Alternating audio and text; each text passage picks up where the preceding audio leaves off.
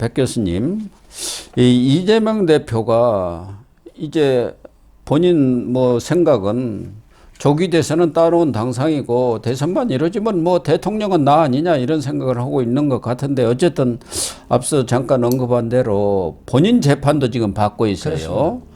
선거법 재판은 이제 곧 결과가 나올 것이고 지금 유증교사 재판도 아마 아주 깐깐한 이승환 부장판사라는 분이 이렇게 재판장으로 와가지고 앞으로 이 유증교사 재판도 항소심이 5월 전에 나올 가능성이 높다는 게 대체적인 시각 아닙니까? 그렇죠. 네. 사실 뭐 유증교사 뭐 항소심 하고 말 것도 없어요. 그렇죠. 관련 증인이라든가 뭐 관련자도 한 서너 명뿐이 안 되지 않습니까? 그러니까 이건 뭐 하려고 하면은 한 번 하고 바로 선고해도 누가 뭐 얘기할 사람은 없는데 지금 이재명은 자기 재판뿐만 아니라 다른 사람 재판에도 지금 증인으로 나가야 할 형편이에요. 그러니까 대장동 사건에 지금 본인 재판도 있지만 그 대장동 사건의 민간업자들, 그렇죠.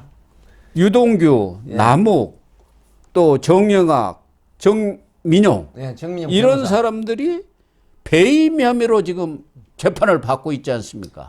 거기에 증인으로 지금 나오라고 곧 이 소환장을 보낸다고 그러네요. 이제 사실 조영우 부장판사가 담당 판사입니다. 합의부이긴 하지만 그래서 지금 이 내용이 뭐냐면은 방금 지적하신 김만배도 빠지셨는데 김만배를 포함한 이 일당들의 이 성남시의 대장동 사건으로 인해 가지고 성남시에 4,895억 원의 손해를 끼쳤다라고 하는 혐의입니다. 그래서 이제 특정경제범죄 가중처벌법의 이 배임죄거든요. 그래서 이제 공범들 관계에 있어서 증인으로 채택을 했다. 그래서 뭐 유동규 같은 사람은 무려 30시간을 요청을 했어요. 증인 신문 시간을. 오면은 내가 30시간 이재명을 증인 신문을 하겠다 그 얘기 아니에요? 여러 날에 걸쳐서 하루에 뭐 2시간이 됐든 3시간이 됐든 30시간 정도는 이 신문을 해야 된다. 증인 신문을. 이렇게 요청을 했는데 지금 관련한 김만배라든가 정영학, 정민용 이런 사람들을 모두 합치면 굉장히 많은 시간이 지금 증인 신문에 계속 출석을 해야 되는 부분입니다. 다만 조영우 부장판사가 이 변호인 측하고 관련 피고인들에게 이런 얘기는 했어요. 이재명 대표가 소환을 해도 출석을 안 할 수 있다는 얘기를 예고를 했거든요. 그런데 법원에서 만약에 증인으로 채택이 돼가지고 출석을 하지 않으면 감치 명령을 받기도 하고 그다음에 가태료 처분을 받습니다. 그러면 정치권의 대표라는 분이 감치 명령을 받는다거나 가태료를 받게 되면 또 법을 준수하는 법치를 우습게 본다라고 하는 비판에 놓일 수가 있거든요. 이러기 때문에 아마 상당한 딜레마에 빠질 가능성이 있다. 그래서 이 관련한 재판에 이재명 대표가 증인으로 출석을 하지 않는 것보다는 하는 횟수가 더 많을 것이다. 이런 분석이 지배적입니다. 이 유동규 측에서는 안 나오면은 구인장 발부를 요청하겠다 이렇게 얘기를 하고 있지 않습니까? 도망 다니고 회피하면은 구인장 발부를 하겠다. 뭐 이재명 대표 입장에서는 거기 나가가지고 유동규 앞에 가지고 30시간을 증인신문을 할 까닭 없지 않습니까? 그런데 사실은 이재명 재판에는 유동규도 나갔죠. 남욱도 나가갖고 유동규만 해도 4번을 나갔습니다. 4번. 거기서 이재명이 직접 증인신문도 했잖아요. 그런데 윤석열 대통령은 대통령직을 유지하느냐 마느냐 이런 탄핵 심판에서는 질문도 못하게 하고 발언도 못하게 하고 그러네요. 왜 이렇게 대우가 다릅니까? 재판하고 헌재하고 뭐가 달라요? 뭐 사실 헌재는 형사사건 재판은 아니긴 합니다만 그럼에도 불구하고 이 형사법에 준용을 해야 되는 심리를 해야 됩니다. 그래서 증인이 증언을 하겠다고 하는 거는 직권으로 그냥 막아버리는 형태가 많은 국민들의 비판을 받는 거 아니겠습니까? 하기 때문에 지금 이재명 대표가 증인으로 채택이 돼서 법원에서 이제 증인 신문을 받게 되면은 예전에 유동규하고 상당히 말싸움을 하지 않았습니까? 현재 유동규 같은 사람은 이재명 대표의 아주 상극 체제입니다. 뭐 본인 이를 갈죠. 유튜브도 하면서 엄청난 공격을 하는 책도 썼습니다. 아마 지금 유동규 피고인의 어떤 증인 신문을 아마 많은 사람들이 굉장히 좋아할 걸로 보이거든요. 이재명 그럼요. 대표의. 그래서 그런 부분이 또 법정 그 스케치가 되면서 흘러나오는 것들이 또 화제가 되기도 하고, 유동규 씨는 이재명 대표에 대한 공격이 지금 선두주자입니다. 그렇기 때문에 아마 이런 부분에 많은 어떤 에피소드 내지는 해프닝도 나올 것이고 굉장히 많은 화제거리가 나올 가능성이 있다, 이렇게 봅니다.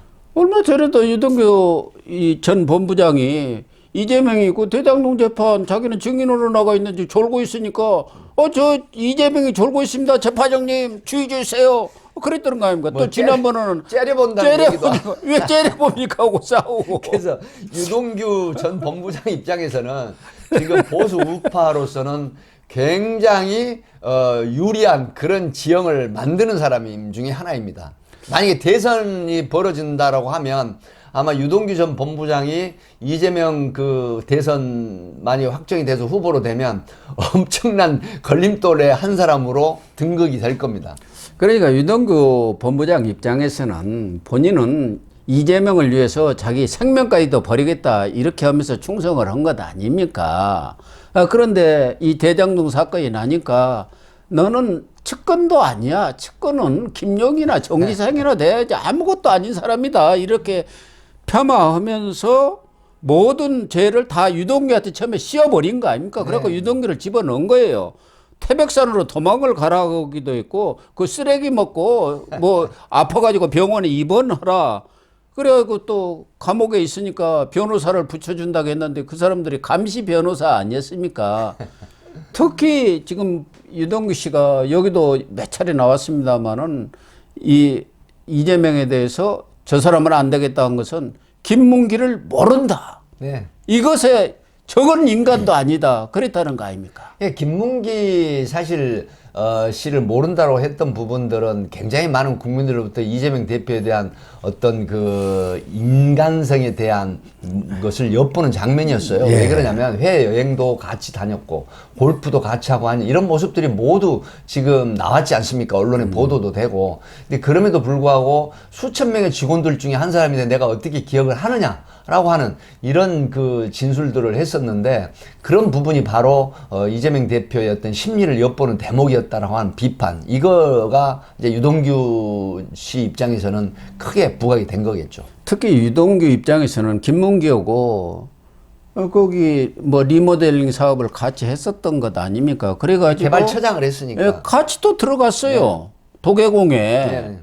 그리고 그 변호사 시절부터 이재명이 그때부터 알고 있었다는 거 아닙니까? 김문기랑 같이 논의도 하고 왜 변호사 하면서 성남시장 나가려고 하니까 이 리모델링 사업하고 그러면은 뭐 여러 사람들을 접촉하고 거기에 또 법률적인 자문도 해주고 그런데 모른다고 딱 잡아 떼버리는 거 보고 저게 인간이냐 그랬다는 것이다. 예, 저 뭐 지지자로서 그동안에 많은 어떤 그 충성을 했던 사람들이 이제 한순간에 이렇게 내쳐버리는 형태의 단면, 이런 것들이 이제 그 비판의 중심에 서게 된 거죠. 이재명은 어쨌든 유동규 측 이 증인 신청에 대해서 형사 합의 22부죠. 네. 조영우 부장판사가 받아들이고 3월 21일에 신문기일을 잡았어요. 잡았습니다. 그리고 이번 주 중에 소환장을 보낸다고 이렇게 했기 때문에 이재명 대표가 이게 마냥 도망만 다니기는 좀 그런 거 아닙니까? 사실 이제 소환장을 받으면 즉각 그 심리 기일이 아마 나오진 않을 겁니다. 아마 이제 우리가 흔히 말하는 그 법의 테두리 안에서 최대한 지연 전략을 펼 가능성이 있거든요. 예. 그렇기 때문에 증인으로 이제 선정이 됐을 때 3차례 이상 어기면은 감치나 과태료 내지는 구인장이 발부될 수가 있습니다. 하기 때문에 아마 적어도 3회 전에는 출석을 하지 않을 가능성이 높습니다. 이런 측면이기 때문에 아마 상당히 그 심리에 지장을 줄 수도 있어요. 증인 채택을 했는데 증인이 많이 출석을 하지 않지 않습니까? 그러면 심리 기일이 계속 뒤로 미뤄지게 됩니다. 그렇게 되면 결국 대장동 재판도 지연될 수밖에 없다라고 하는 측면이 있기 때문에 이 조영훈 부장판사 입장에서는 상당히 고심을 해야 되는 대목이 아닌가 싶습니다. 그러면 유동규가 또 가만히 있겠습니까? 그 사람 뭐 유튜브도 하지만 지금 여기저기 방송에도 나가고 예. 그거 계속 떠들어댈 텐데 막무가내로 계속 지금 뭐 돌직구를 던지는 사람입니다. 이재명 입장에서는 5월에 대선이 치러진다고 지금 보고 있는 거 아닙니까? 3월에 헌재 탄핵 심판이 결론이 나고 3월 중순까지. 3월 중순쯤에 날 걸로. 그러면은 바로 이제 대선이 되는 거 아닙니까? 네, 만약에 확정이 됐을 때, 확정부터 인용이 2달 됐을 내에 때, 네. 대선을 대선 기간 중에 유동규가 돌아다니면서 이거 이 얘기를 하고 또 이게 보도가 될 거 아닙니까? 보도가 됩니다. 저 사람은 도대체 법을 지키지 않는 사람이고 재판 지연 전술, 회피 전술에만 능한 사람이다. 이런 게 오면은 이재명 입장에서는 아주 곤혹스러운 사건이죠. 사실은 성남시장의 재직 중에 유동규 씨와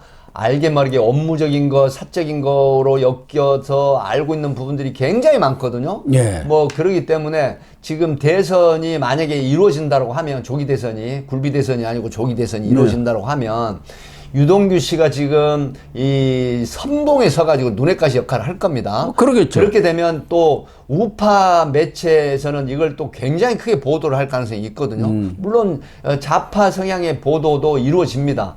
물론 논평에 대해서는 차이가 있겠지만 그렇다고 하면 이 부분이 이 확대돼서 보도됐을 때 대선에 이재명 대표에 미치는 영향은 굉장히 크다. 그래서 이재명 대표는 유동규 씨가 정말 눈에 가시다 이런 생각을 하게 될 겁니다. 그러나 유동규 입장에서는 자기 인생을 완전히 망친 사람이다 이렇게 생각할 거 아니겠습니까? 그렇게 충성을 하고 모든 것을 걸고 이 뒷받침을 했는데 자기한테 불리하니까 완전히 개발에 뭐 털듯이 털어버린 것 아닙니까?